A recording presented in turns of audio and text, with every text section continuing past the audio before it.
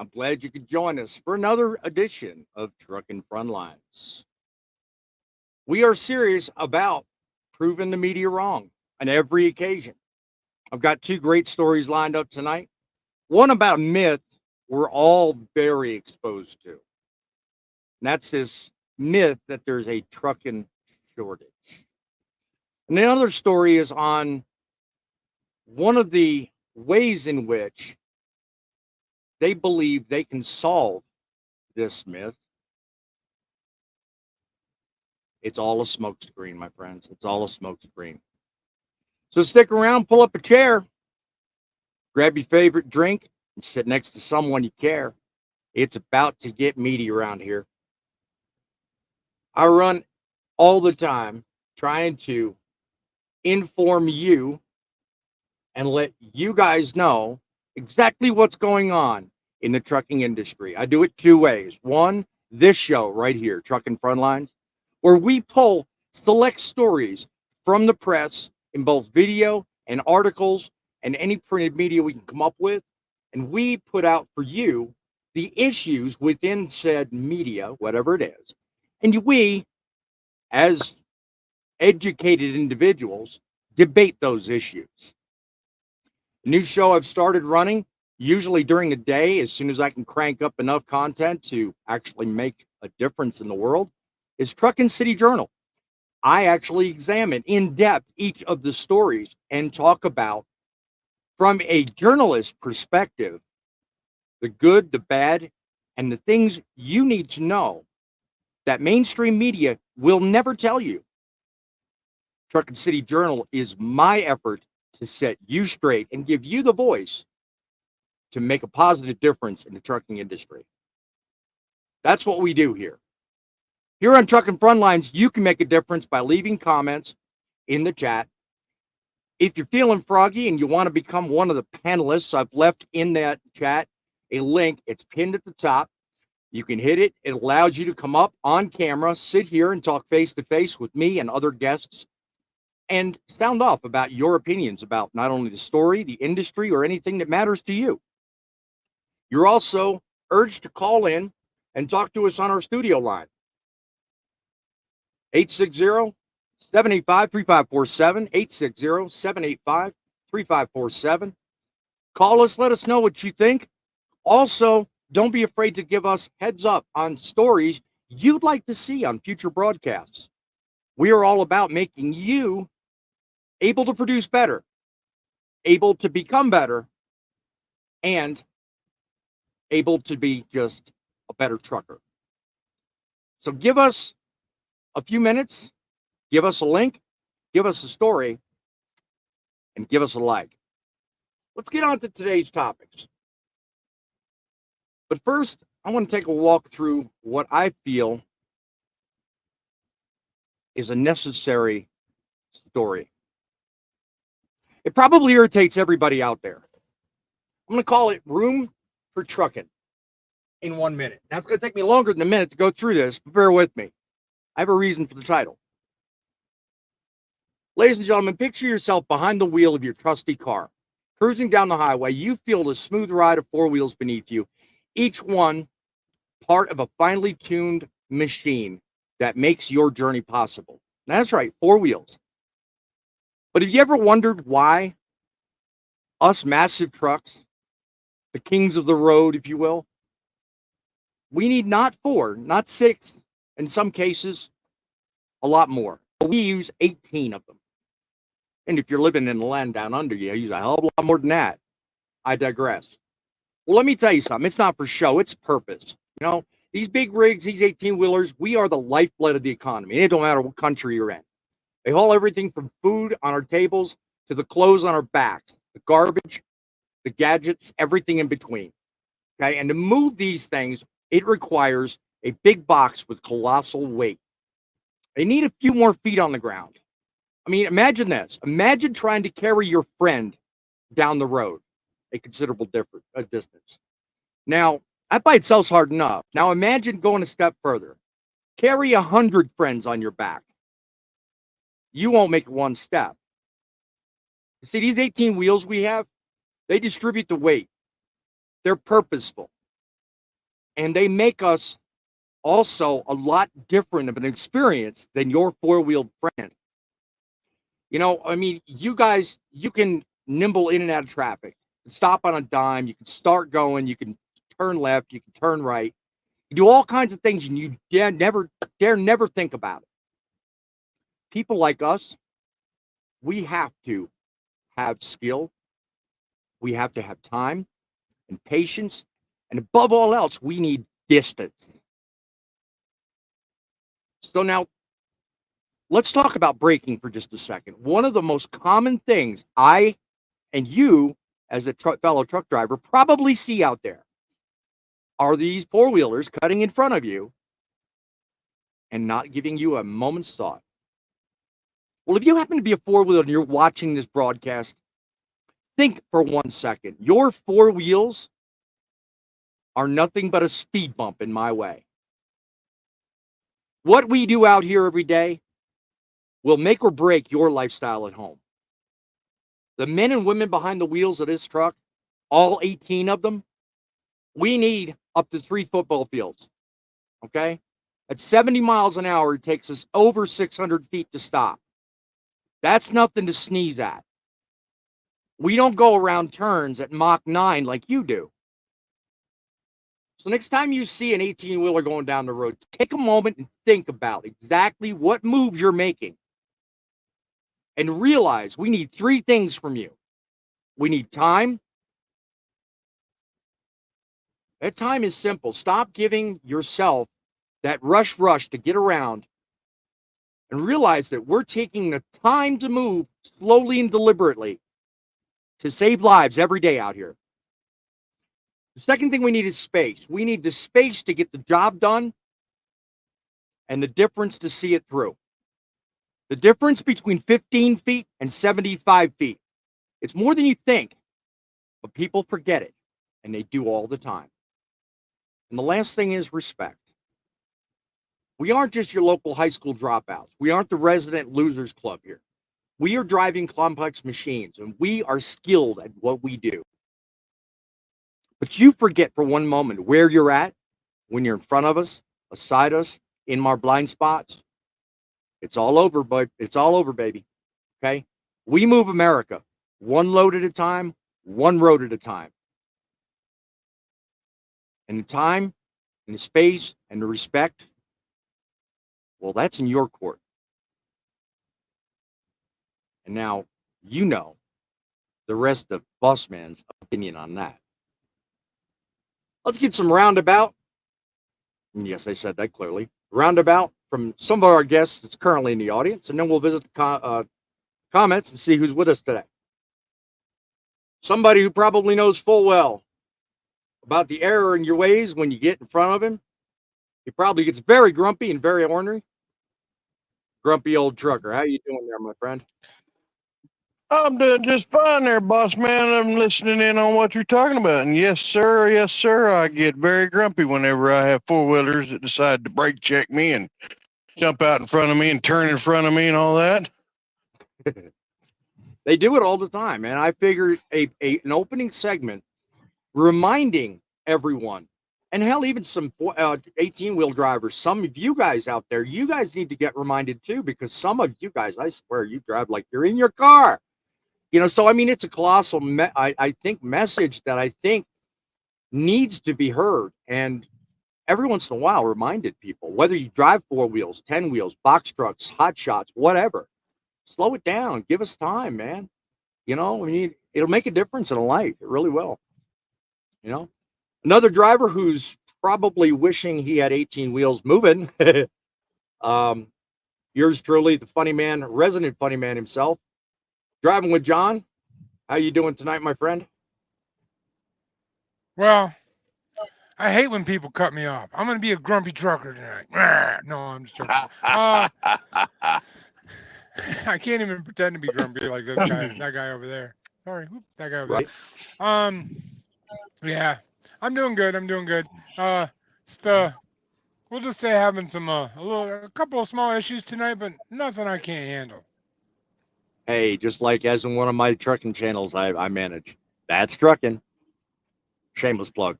Anyway, True that. True that. I mean, yeah. I mean, I don't. I normally set up this opening of my show for reserving comments for like trucking history and stuff.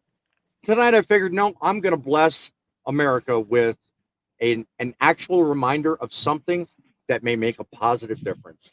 So, quite honestly, I'm glad I did that. So, we have quite a few guests, quite a few familiar faces. We have Girl in a Semi. She's with us tonight. How you doing? Glad you're with us. Kyle Lewis is with us. He's talking again from the Blue Beacon. God bless you. You keep him clean, and we'll keep him mean. Hey, Kyle. See you soon, hopefully. Yeah, we're definitely gonna head your way as soon as we're in the area. I see. I'm the one that works at the Blue Beacon in Bordentown. God bless you. I got to make sure I get that way.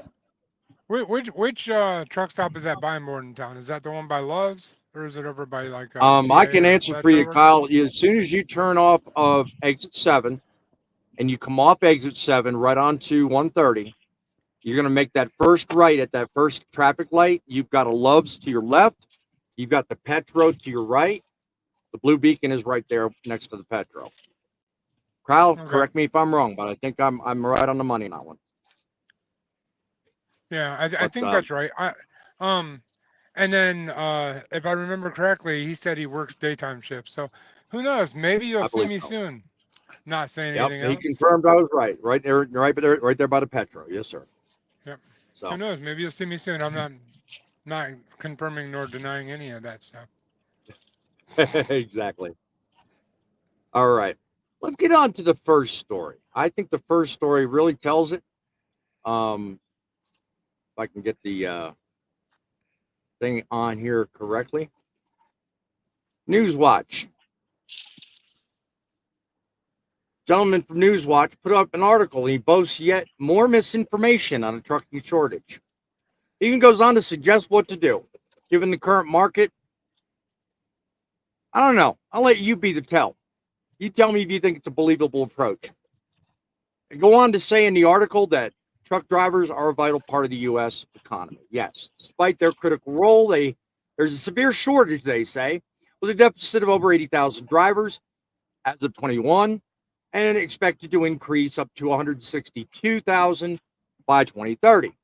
Shortage strains companies, it affects road safety, and hampers a number of other issues as it goes on into the article. It goes into detail about the perspective of an assumed journalist and suggests some actions.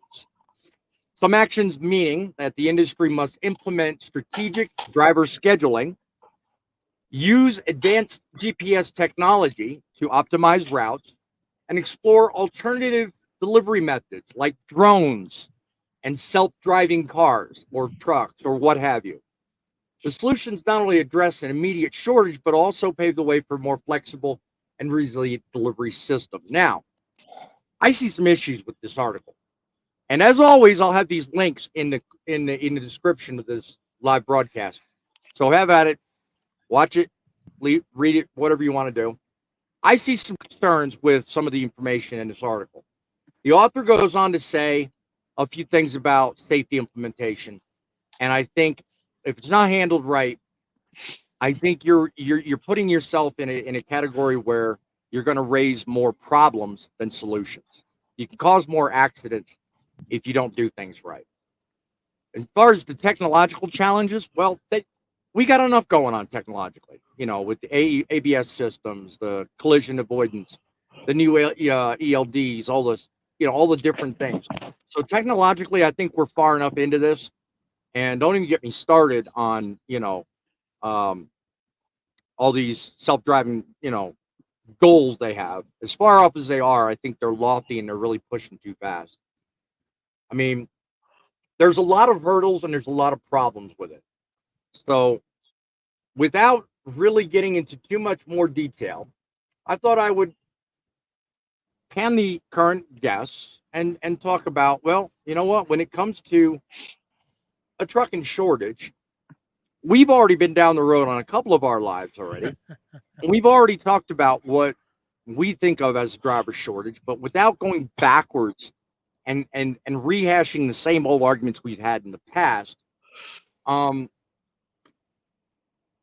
What thoughts come to mind when you keep reading article after article, or you see video after video, where they keep hammering home the same set of numbers? 80,000 back when, 100 and some thousand. What thoughts go through your mind, and how does that look to you, John?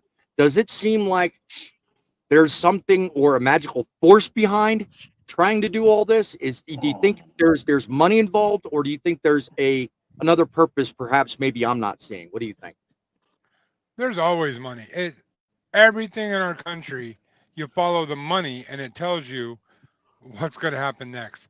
But think about this for a second. If you want to bring up driver shortage, it's a great example. Well, they're saying there's a driver shortage, but yet pretty soon none of us are going to have jobs because they're going to have autonomous trucks. So is there really a shortage? You can't have it both ways. Now, do you think that's something that's going to be an immediate problem, or do you think that's like, a decade or two away? I don't think it's actually going to be a problem in my lifetime, but they're pumping it because up like it's going to happen soon. Well, one of the points that I was going to raise and debate with everybody is just simply the exaggeration factor. I mean, it could lead to unnecessary panic and reactive policies that might not be beneficial. I mean, think about it. You're hearing from government agencies now about, well, we got a shortage, we got to do this, we got to do that. So, I mean, given the market the way it is, it's clearly obvious and evident there's an overcapacity, John. So, I mean, from that perspective alone, what you just said, I think it's purely a calculated move. And I think it's on the part of the mega carriers, whom probably feel threatened by there being such a divergence in numbers. When you compare the amount of overall capacity to the mega carriers and then knock it side by side to that of the independent 1 or 2 truck fleets, it's night and day. We outnumber mega carriers 2 to 1 or more. So do you think maybe they feel threatened, maybe? Yeah. Oh, well, I mean, I heard a statistic, and I'm not sure the exact numbers. So if I say the wrong numbers, please, correct me in the comments. Feel free to do so. But roughly, something like 90% of our industry is the small carrier, the owner operator, all of us guys. The mega carriers are only like a small 10% or less of our whole industry, but yet they have all the power. So think about it. In our country, if you have all the power and it benefits you and it hurts the guy that you're competing against, follow the money. That's where the money goes. Yeah, it benefits you to take up the competition. What do you think, Frank? I mean, do you think it's advantageous to the mega carriers to make the market seem like something it's not? Even though, I mean, it's right in your face, obviously. I mean, overcapacity splashes every time you get a tender. When you see $1.20 a mile versus what we saw 10 years ago, or not even 10 years, 2 years ago. It was over $2 a mile a couple of years ago, right up until the pandemic. It started going down. And now all of a sudden, $1.20, and you're lucky. What do you think, Frank? Well, that's kind of the way I'm going right now, being that I've been unemployed for a bit, trying to find work. I'm kind of stuck in between because a lot of these companies are not wanting to pay me what I'm asking as far as being a company driver. I'm like, I'm not going to work for that because, it's losing about 5 to 10 cents per mile from what I was making from the last company I just left, which stuff like it's killing us. That's one of the reasons why all these drivers are either retiring or getting tired of it. And just like with the owner operators, you got the same kind of problem. They're getting kicked in the butt over these low prices and they're not making anything. Well, I mean, there's a big difference between on one side of your argument and the other. You're right in everything you said, but the difference is with, you looking for work. Okay. I've heard others say that it's a driver's market. And that is very true. It is a driver's market because there are so many companies now that are folding up and going under or just going out of the business. So it's leaving capacity kind of stale, but at the same time, they're being filled, but not at the rate that's healthy enough to make a change in the rates. When you talk about, what you're going through, your leverage is a little bit on the light side simply because, you know what? As quickly as you leave your last, you know, you have to prove yourself, but they don't really look at it that way. They give themselves leverage. It depends on what company you go to, you know. But backing up to my start, how I started this point out, with it being the driver's market that it is, the company drivers like yourself, are finding it harder to latch on to long-term job security. Now, on the other hand, you've got the independents like myself, like John, or well, to an extent, what you used to do, John. Independents are finding it hard just to sustain and keep up, keep up. God forbid Fate was here, he'd talk a different story because I know he talks all the time about having the right sources and figuring out the right ways to get high dollar loads, which can be done in this market, but your volume suffers, so, it leads right into my next point, which is morale. I mean, the morale of the industry overall. John, what do you think is happening to the morale with everything being what it is? Them constantly pumping out shortage. What do you think is happening overall? I'm gonna make this a really quick comment because I'm having something I got to take care of. But Yeah, get it. yeah, I think morale in our industry is low. But I also think it's part of our responsibility that on social media that we deliver a negative all the time. When like what Bait Trucking would say is if you set yourself up properly and you network properly and you have the right contacts and you have Yeah. customers, direct customers, you can succeed even in this horrible market. And he would even say Yes. it's not a horrible market because from his experience, he's That's done what I all said a those minute ago. things Yes. to set himself Yeah. up. So, Yeah. I don't want to totally sound totally negative, but even as a company guy, I see downturns in the market. It's just extremely obvious to me. Where there's always an up, Maybe it's because there's I always a wasn't. down. Yeah, maybe it's because I was an owner operator first, but I see it. But I also know that being in this industry, even for the amount of time that I have, you get some crazy ups, some crazy downs, and it's just constantly back and forth, back and forth. So Yeah. when you're in and up, don't make stupid decisions. Save a ton of money because when the down Yes. comes, it'll get you through. But It will. It will. as for the trucking industry as a whole, right now, um, I think we're actually at the beginning of an upswing. Everybody else is I do talking too. real negative about it, but Yeah. if you look at all the indicators, I do believe we're starting to swing back up. So the Yeah. sun is starting to come up, guys. Just hang in there and make good decisions, and you'll be all right. I mean, Really, I John? got to Could have fooled me. I'm getting I blinded. got to No, bail. I'm joking. I got to bail for a minute. I'll No, be back in a minute. I'm just going to put myself backstage real quick. not a problem, buddy.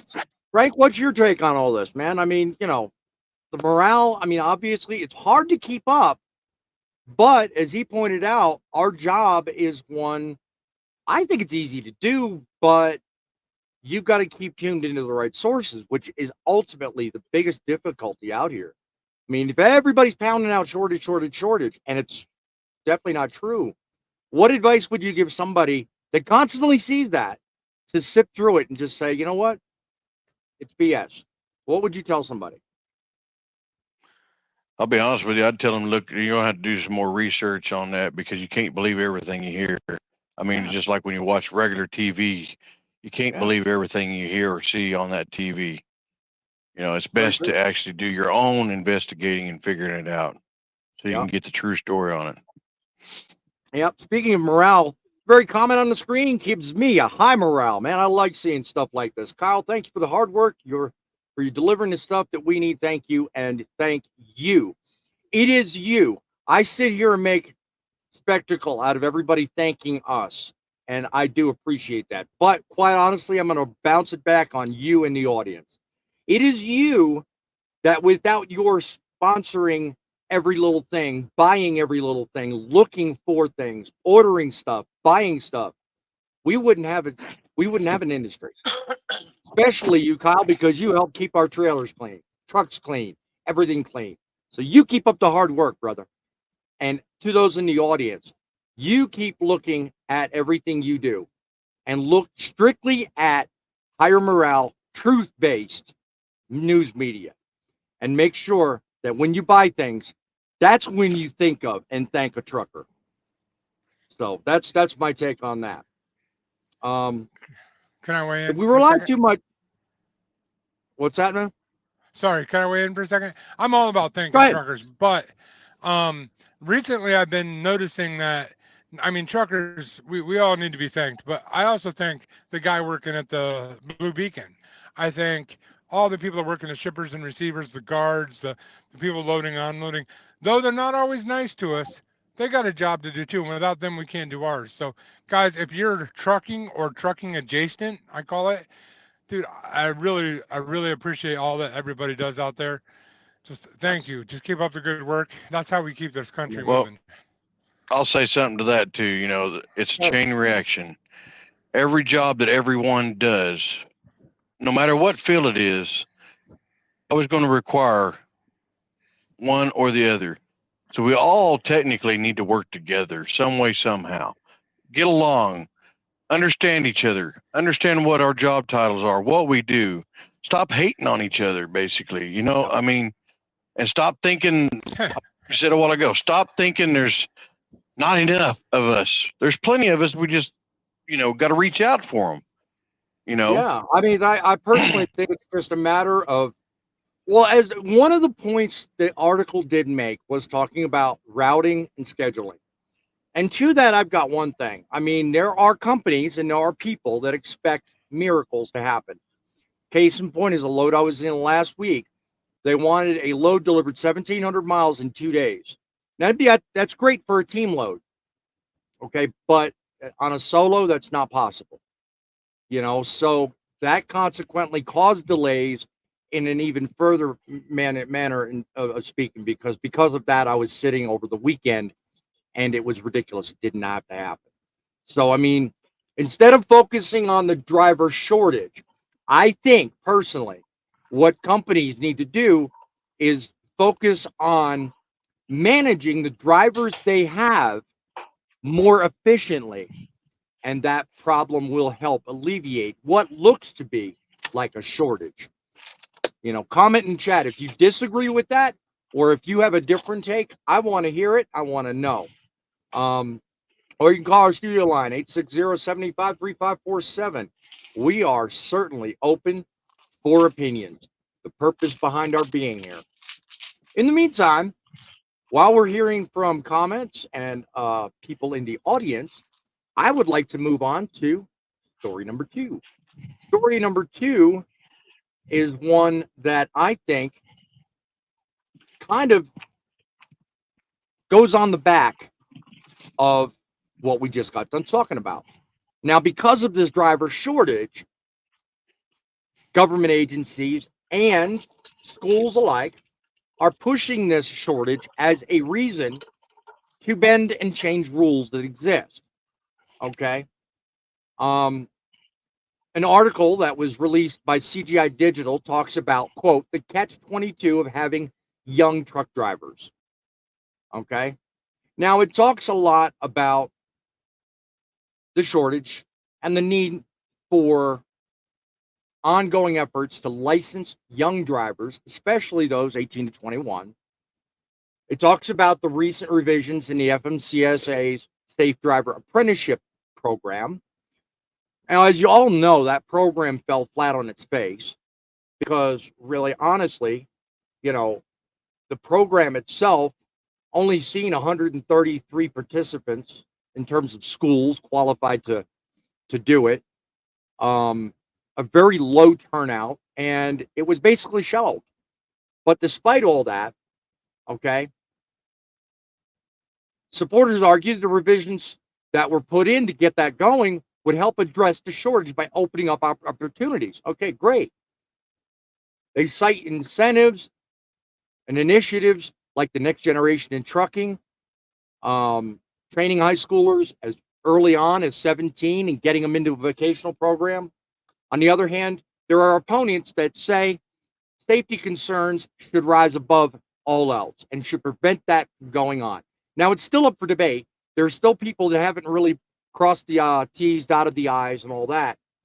Critics worry about 18 to 21-year-olds driving over state lines.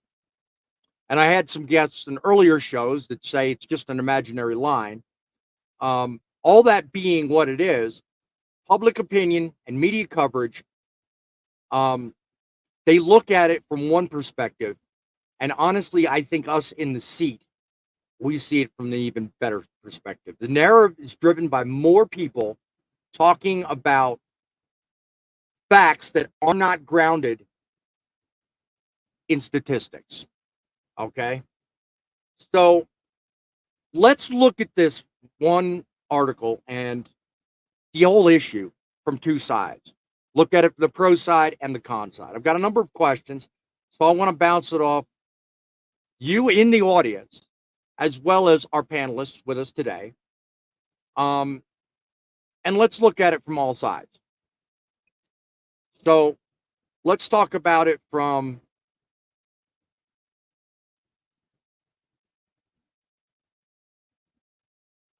look into comments, see if there's anything relevant. Hang on.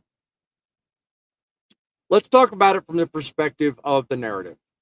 Okay. The narrative is that allowing 18 to 21-year-olds to drive interstate will help alleviate the current shortage. Now, I've had past shows where I've had other guests on that say that's an imaginary line and that that's a falsehood. All these mega carriers and bigger companies are looking to do is fill numbers. They're not looking at safety.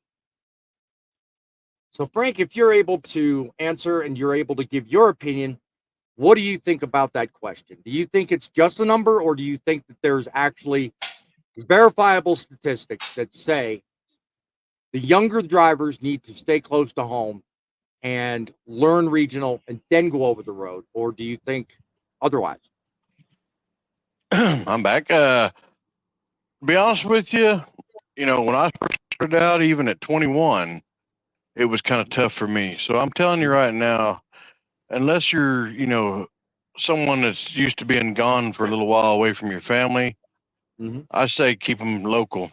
I mean, that's the best thing I can say. Now, if one that's willing to stay out there and they're not scared to be away from mommy and daddy or aunt and uncle, whoever that's taking care of them at one time, I'm all for it. Go for it. Get out there. Show us, the best way. But at the same time, they're still going to need some good training with a good trainer that's got at least 5 years minimum experience. Is the way I feel on that. Do you think they need more training than somebody older with more experience behind the wheel of any vehicle, or what? How do you fall in that category, Frank? Do you think younger drivers need more than average training, or do you think what they currently have is enough?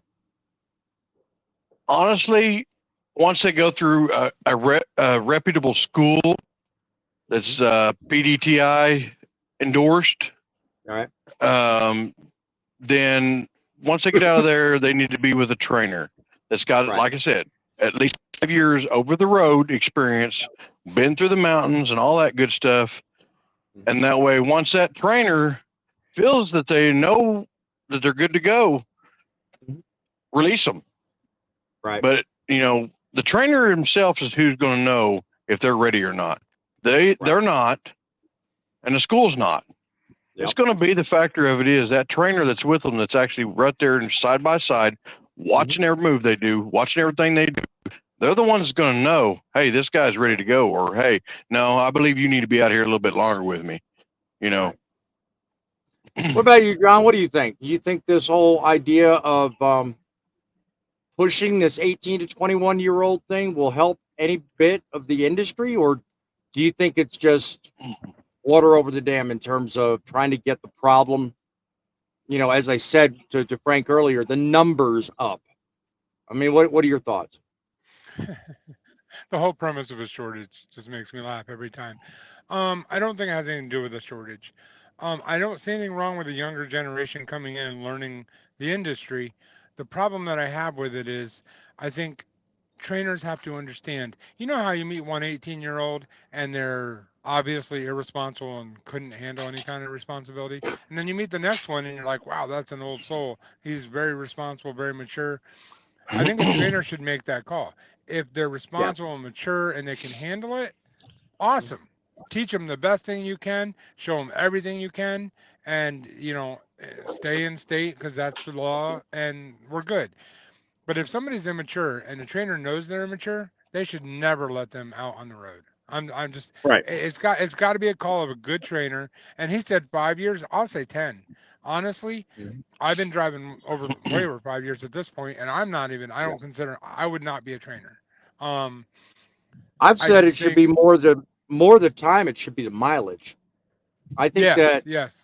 The yeah. experience level matters And when you, definitely. yeah, I've said from the get go, 1,000,000 miles would be sufficient for training. So that takes an Yeah. average Well, driver 10 I years. beg to differ. The reason I say that is the older the older the trainer gets, the crankier they get. This coming from the grumpy old trucker, okay? I'm telling you right now, You, that is not a you, good idea. you just had to get that shameless plug in. Let me ask you. Let me ask you a stupid question. I know we live in a society where people get their feelings hurt all the time. But which is better, to deal with a cantankerous guy that can teach you a lot, or to deal with a guy that's nice and gentle that doesn't teach you as much as he should? There you go. Well, I somebody agree with that's that. nice and gentle, depending on how their teaching ways are, could be satisfactory. Yep. A grumpy old guy could push that child, well, not really a child, but young adult, we'll put it, into the wrong direction to where they're scared and don't want to finish their training. Therefore, they just drop out.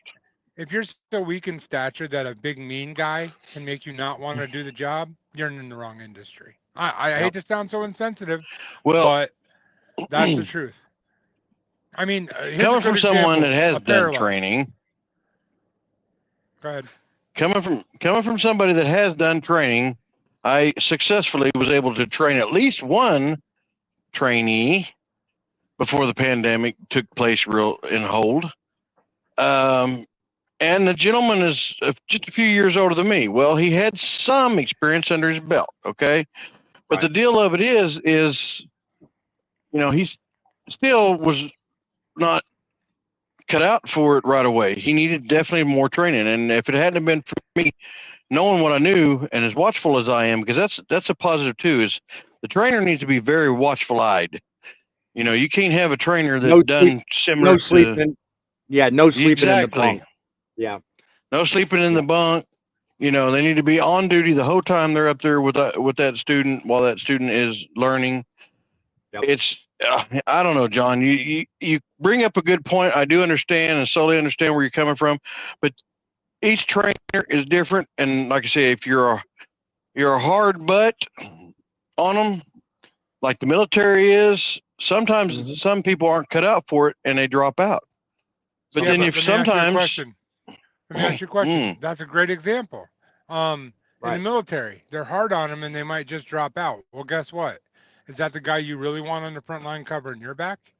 The one that didn't have the stature to be able to take the crap that they give them? I mean, I hate to sound so insensitive, and I know we live in a frou-frou world, but I don't live in a frou-frou world. I live in a straightforward And world. to your And if point, you, John, I want to focus on Girl in a Semi's comment, which is on the screen. She said there's a shortage of drivers with common sense and decency. There's 100%, very I agree with few that. true truck drivers anymore. Now, when you pair that with what Frank Why just is that? said, I have room to only partially agree with what Frank said. But in concept, I agree with everything he said.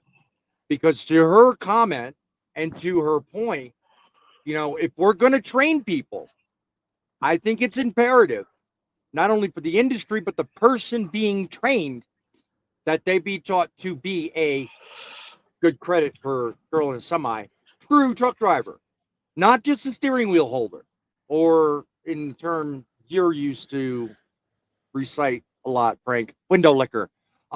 yeah, We need people that actually know the job, not just how to steer the truck, not just how to punch the numbers, but how to do the job. Last word on that comment. Go ahead, John. Well, I want to give you another parallel because it's something I have experience in, so it's easy for me to draw a parallel there. But By all as means. a content creator online, if you can't Mhm. take the mean and horrible comments that you get on a daily basis, I mean, I get railed on comments every single day, thousands a day, no joke. If you can't take that, then you're not going to cut it as a content creator. You're never going to be able to make good content. You're never going to be able to get to where your goals are set for. So Exactly. you have to be able to cut through the BS, let's say.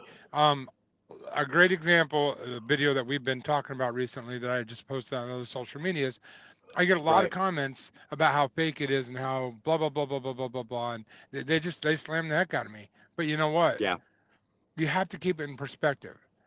That Yep. video has something like 8 million views across all the different social medias. I Oh yeah. don't Oh yeah. care if they don't like it. Yeah. I hate to sound insensitive, but there's 8 million people that do. And people that Yep. love it and they go back to it and watch it over again and they share it everywhere. So Yes. you can't let one Now, negative or one horrible person in your life just control you because if you do, they win. No.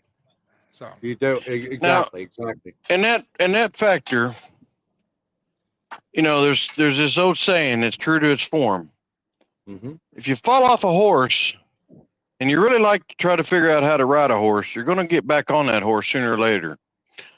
So you may not be cut out for one trainer, but you may find a trainer still out there that's willing to work with you because he's able to feel out how and what you are Right. and understand That you, point. understand That, not to chew on your butt all the time, things like that, but still be able to train you properly and you be a good person out there. Because the military trains you because they only want you to go out there and do one thing and one thing only, whether it takes your life or not, and right. that is to protect. That's That it. point. That point is going to segue into the next question I've got. But real quick, Kyle brings up a question. He says, "Are you happy that trucks are automatic, and do you think they should have stayed stick shift?" Dude, I'm going to ask you to be patient because once we get through this next point, I'll be happy to tell you my opinions on all that just before we round out the show. So be sure and stick around. I think that'll be a pretty lively discussion between me and the panelists. Um, as far as what question we're segueing into, do you think that with the right training and the right support, the people that we're talking about, these younger people learning how to drive these trucks, if they're trained right, do you think we can eventually make age an irrelevant issue? I mean, not to the point where we're talking about real young, but I'm talking about everybody's up in arms about this safe driver apprenticeship program, next generation drivers, all this stuff, you know. And one of our former panelists on a former show raised the point about it being an imaginary line. And, like Frank just said a minute ago, it should be based on the individual. So on that, I go a step further. Do you think we can eventually make it to a point where it's really, you know, an irrelevant thing? Age? Is it really just a number? I don't know. What do you think, John? um, sorry, I was answering a comment. I just Oh, let go ahead. everybody know. Oh no, that's fine. Just let everybody know I'm down to like 4% of my battery, and I can't charge Mhm. my phone right now for an unexplainable Right, reason. But right, if I happen to bail out, I do apologize. Now what was right. your question? I'm sorry. I mean, if we keep making modifications to training and focus on just getting people where they need to be and getting the job done right, do you think we can ever get to a time where we can make age an irrelevant factor? I mean, as Frank said earlier, if you train No, them right, it shouldn't no, be an issue. no, it is. Um, like Yeah. I said before, um, especially with the current world that we live in, Mhm. maturity level matters. So Yes. age is going to matter, and Yeah. natural progression of age is you mature. So the younger Right. you are, the less mature you're going to be. Not to say that there aren't 18-year-olds that are more mature than me. I guarantee there are, because I'm Oh immature as yeah. heck. But Yeah.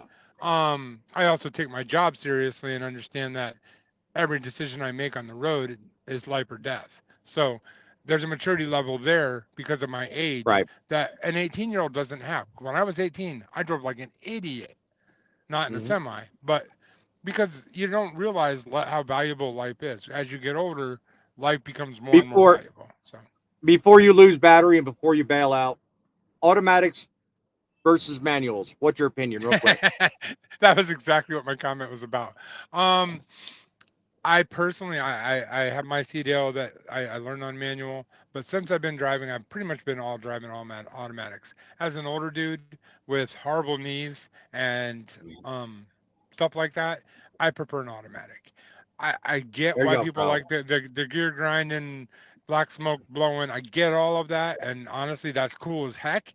But Yep, as for making money, the automatic, yep, it just better fuel efficiency, better, you know, better everything, honestly. yep, And I yep, don't mean anything derogatory towards the old school ones because, dude, yep. if I had the money and money didn't matter, I would be driving the long nose, chromed out, like 18 speed, awesome immediate looking, manual. coolest Yeah, looking thing out yeah, there. I'm exactly. just saying. Yep, But yep. money does matter, and since money It matters, does. auto matters. Yeah, So.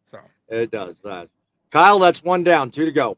What about you, Frank? What do you think? Manual, automatic, yay or nay? Well, let's see. I began my career driving uh, the manual transmissions. So, for years and years, I was stuck on that manual Yep, transmission, manual transmission.